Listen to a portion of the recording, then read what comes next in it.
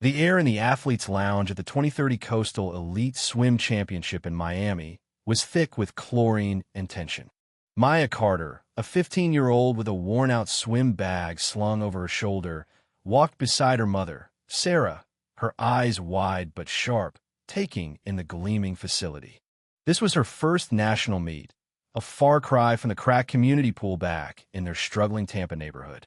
For Maya, this wasn't just a race, it was a lifeline, a chance to lift her mother from endless night shifts and a life of scraping by. Sarah's calloused hand squeezed Maya's, a silent vow of support. They passed sleek, sponsored teams, their chatter echoing off pristine walls, until they reached the locker room. There, Victoria Hayes, 16, stood like royalty in her flashy Coastal Sharks gear, her auburn hair perfectly pinned, exuding privilege. Her mother, Margaret Hayes, had drilled in her that the world split into winners and nobodies, and Maya's faded swimsuit screamed the latter. Victoria's lip curled as she eyed Maya's bag, muttering, "Some people don't belong here." The words stung, but Maya's mother whispered, "Let the water do the talking, sweetheart."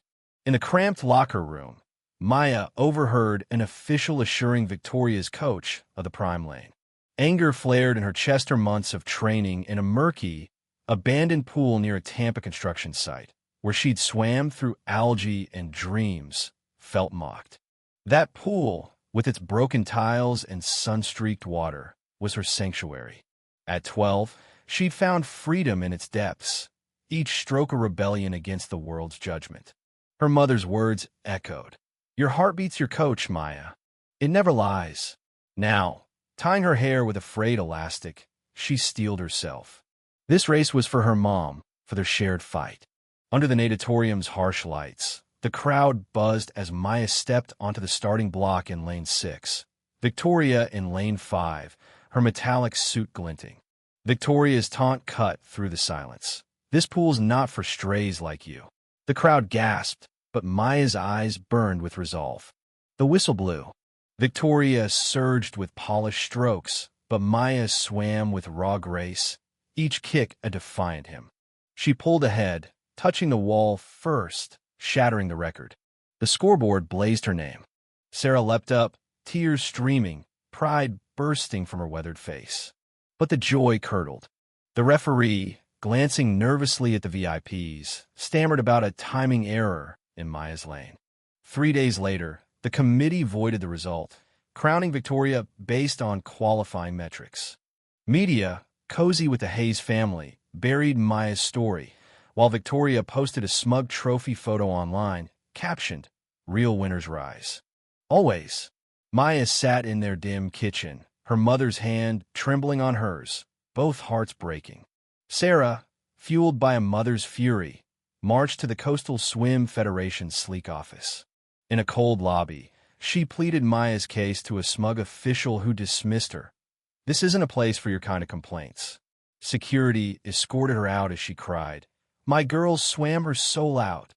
Unseen, Jamie Torres, a local blogger with a knack for tech, recorded it all.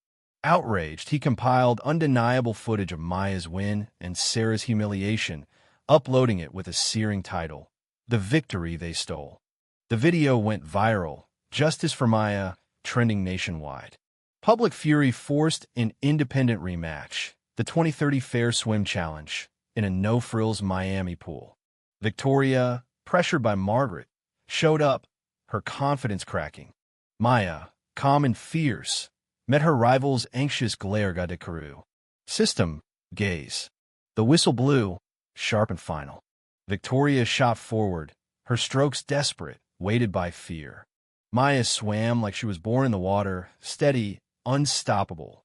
She touched the wall first, the scoreboard undeniable. The crowd roared, Sarah's sobs mixing with cheers. Maya's eyes shone with tears of triumph as she hugged her mother, their embrace a fortress against years of struggle. Victoria slipped away, her reflection in the exit glass showing a broken girl, her arrogance shattered. Months later, Maya became a beacon of hope, speaking at schools, her quiet strength inspiring kids like her. Victoria, dropped by sponsors and shunned by her circle, wandered into Maya's old Tampa pool one rainy day. Watching Maya swim, graceful and unyielding, Victoria felt a pang of regret not for her lost status, but for the person she'd scorned. It was a crack in her world, a glimpse of a path untaken. What would you have done if Maya's shoes fought back or walked away? Should Victoria face harsher consequences for her actions, or is her public defeat enough? Was the system itself the real villain here? Drop your thoughts below, hit like, and subscribe for more stories that spark debate.